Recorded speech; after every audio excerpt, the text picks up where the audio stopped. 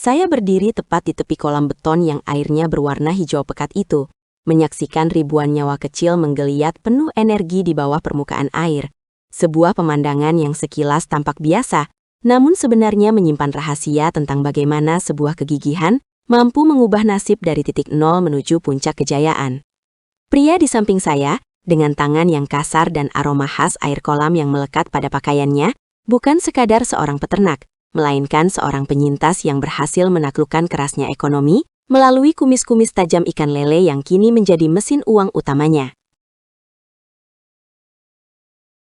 Saya masih ingat betul sore itu, bertahun-tahun yang lalu, saat pertama kali menginjakkan kaki di lahan gersang milik Pak Subur, seorang pria yang kala itu baru saja kehilangan pekerjaannya akibat efisiensi perusahaan. Tidak ada yang menyangka bahwa tanah yang dulunya hanya dipenuhi ilalang dan sampah plastik ini akan berubah menjadi pusat budidaya lele tersukses di wilayah ini. Pak Subur memulai semuanya bukan dengan modal besar, melainkan dengan sisa tabungan yang nyaris habis dan sebuah tekad yang mungkin bagi sebagian orang terdengar konyol. Ia memilih lele, ikan yang sering dianggap sebelah mata, ikan yang identik dengan tempat kotor, namun di tangan yang tepat, ikan ini adalah emas hitam yang berenang di air tawar. Perjalanan ini dimulai dari sebuah lubang kecil di tanah yang ia gali sendiri dengan cangkul tuanya. Sebuah kolam tanah sederhana berukuran 3 x 4 meter yang menjadi saksi bisu tetesan keringat pertamanya. Kala itu, saya melihat keraguan di mata para tetangganya. Bau amis yang kadang tercium saat angin berembus kencang memicu protes kecil, dan ejekan bahwa lele hanyalah makanan kelas bawah, sering mampir ke telinganya. Namun ada sesuatu yang berbeda dari cara Pak Subur menatap kolamnya. Ia tidak melihat kotoran, ia melihat ekosistem.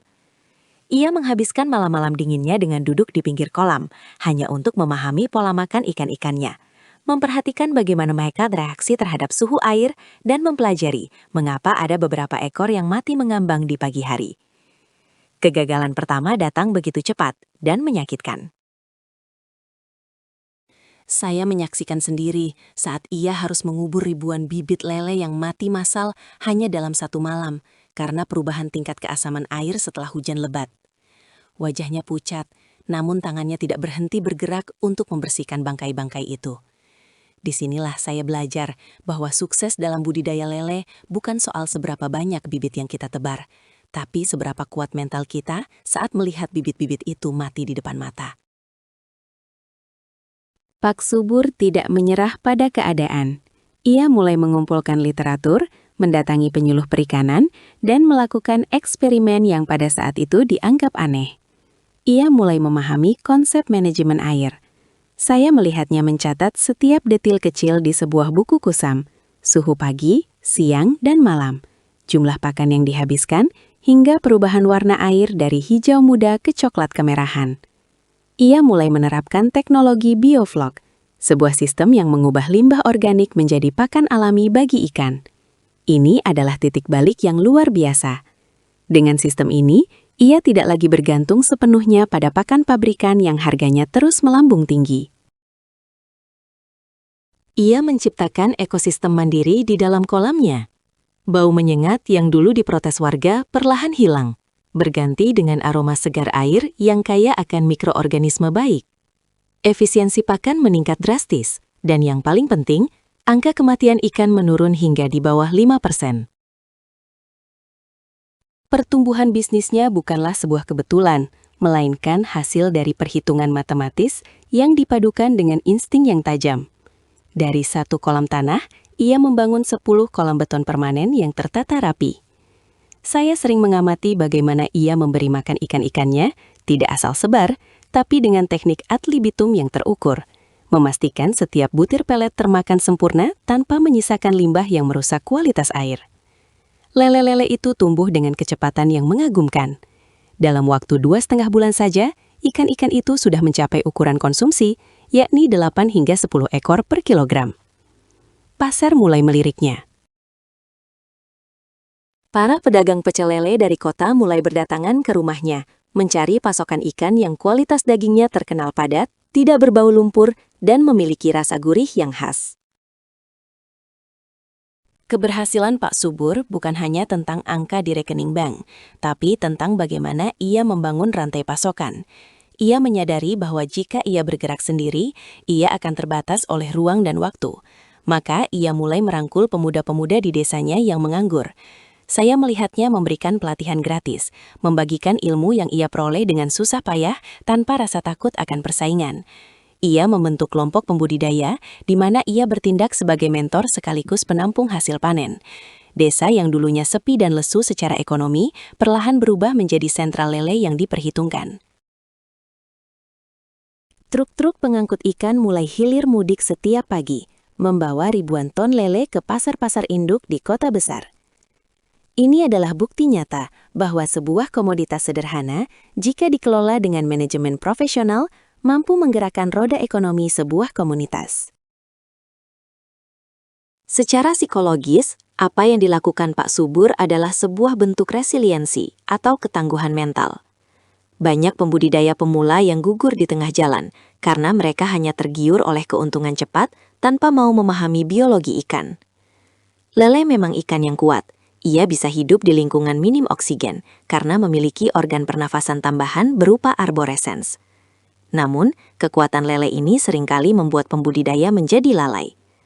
Mereka berpikir bisa memasukkan ribuan ikan ke dalam ruang sempit tanpa memperhatikan sirkulasi. Pak Subur mengajarkan saya bahwa menghormati makhluk hidup, sekecil apapun itu, adalah kunci utama. Jika kita mengurus airnya, maka air akan mengurus ikannya. Itulah kalimat yang selalu ia ucapkan setiap kali saya bertanya tentang rahasia suksesnya. Mari kita bicara tentang angka, karena dalam dunia bisnis, data adalah segalanya. Dalam satu kolam berdiameter 3 meter dengan sistem bioflok, Pak Subur mampu menebar hingga 3.000 ekor bibit. Dengan tingkat kelangsungan hidup 90%, ia bisa memanen sekitar 300 hingga 350 kg lele dalam satu siklus. Jika harga jual di tingkat pembudidaya adalah Rp18.000 hingga Rp20.000 per kilogram, maka satu kolam bisa menghasilkan omset kotor sekitar 6 juta hingga 7 juta rupiah. Bayangkan jika ia memiliki 50 kolam seperti sekarang. Keuntungan bersihnya setelah dipotong biaya pakan dan operasional masih sangat menggiurkan, jauh melampaui gaji manajer di perusahaan tempat ia dulu bekerja. Namun, angka ini tidak datang begitu saja. Ada biaya listrik untuk aerator yang harus tetap menyala 24 jam, ada biaya probiotik, dan tentu saja dedikasi waktu yang tidak sedikit. Satu hal yang paling mengesankan dari perjalanan ini adalah bagaimana ia menghadapi fluktuasi harga pakan. Pakan pabrikan menyumbang sekitar 70 hingga 80% dari total biaya produksi. Ketika harga pelet naik, banyak pembudidaya lain yang gulung tikar. Namun, Pak Subur sudah selangkah di depan. Ia mulai memproduksi pakan mandiri berbasis tepung ikan lokal dan ampas tahu yang difermentasi. Saya melihat mesin penepung dan mesin pencetak pelet sederhana di belakang rumahnya. Meskipun proteinnya mungkin tidak setinggi pakan pabrikan kelas atas, namun dengan tambahan nutrisi yang tepat, pertumbuhan ikan tetap terjaga. Ini adalah strategi bertahan hidup yang cerdas. Ia memutuskan ketergantungan pada pihak luar dan menciptakan kemandirian energi serta nutrisi. Kehidupan sehari-hari di area budidaya ini adalah sebuah simfoni kerja keras. Setiap pagi, sebelum matahari benar-benar menampakkan dirinya, Pak Subur sudah berada di sana, memeriksa suhu air. Ia bisa mengetahui kesehatan ikannya hanya dari cara mereka berenang. Jika ikan-ikan itu berkumpul di dekat saluran masuk air atau tampak menggantung di permukaan dengan mulut megap-megap, ia tahu ada yang salah dengan kadar oksigen atau amonia. Pengetahuan empiris seperti ini tidak didapatkan dari sekolah formal, melainkan dari ribuan jam observasi langsung. Saya sering melihatnya mengambil sampel air dan mengujinya dengan kertas pH, memastikan keseimbangan kimiawi tetap terjaga. Baginya, kolam adalah laboratorium. Dan setiap hari adalah eksperimen baru untuk mencapai efisiensi yang lebih tinggi. Dampak sosial yang diciptakan Pak Subur juga sangat mendalam. Ia tidak hanya menciptakan lapangan kerja, tapi juga mengubah mindset masyarakat tentang pertanian dan perikanan. Dulu, Menjadi petani atau peternak dianggap sebagai pekerjaan orang tua yang tidak memiliki pilihan lain. Sekarang, anak-anak muda di desanya bangga menyebut diri mereka sebagai pengusaha lele. Mereka menggunakan media sosial untuk pemasaran, menggunakan aplikasi untuk memantau kondisi kolam, dan mulai menerapkan digitalisasi dalam manajemen stok. Pak Subur telah berhasil memodernisasi sebuah tradisi. Ia membuktikan bahwa dengan sentuhan teknologi dan manajemen yang tepat, sektor perikanan darat bisa menjadi pilar ekonomi yang sangat tangguh terhadap krisis. Saya teringat sebuah momen saat terjadi banjir besar yang mengancam kolam-kolamnya. Seluruh warga desa turun tangan membantu memasang jaring pengaman agar ikan-ikan tidak hanyut. Di situ saya melihat betapa kuatnya ikatan sosial yang telah ia bangun. Budidaya lele ini bukan lagi milik Pak Subur secara pribadi, tapi sudah menjadi milik kolektif warga desa. Mereka merasa memiliki kepentingan untuk menjaga kelangsungan bisnis ini karena dari sinilah dapur mereka mengepul. Kesuksesan yang dibagikan ternyata menciptakan perlindungan yang jauh lebih kuat daripada asuransi manapun. Pak Subur selalu berkata bahwa rezeki itu seperti air kolam. Jika tidak dialirkan, ia akan menjadi busuk dan membawa penyakit. Namun, jika dialirkan, ia akan memberi kehidupan bagi banyak makhluk di sekitarnya. Sekarang, jika Anda berkunjung ke lokasi budidaya Pak Subur, Anda tidak akan lagi melihat lahan gersang yang penuh ilalang. Anda akan melihat deretan kolam yang tertata dengan sistem drainase yang canggih. Ada area khusus pembenihan, area pembesaran, hingga unit pengolahan pasca panen. Ia kini mulai merambah ke produk turunan seperti abon lele dan kerupuk kulit lele, sehingga tidak ada bagian dari ikan yang terbuang sia-sia. Inovasi ini memberikan nilai tambah yang signifikan, terutama saat harga ikan segar sedang jatuh di pasar. Ia tidak lagi sekedar menjual bahan mentah, tapi sudah menjual produk olahan yang memiliki masa simpan lebih lama dan jangkauan pasar yang lebih luas hingga keluar pulau. Melihat semua ini, saya menyadari bahwa kisah sukses pembudidaya ikan lele ini adalah tentang kemenangan atas rasa takut akan kegagalan.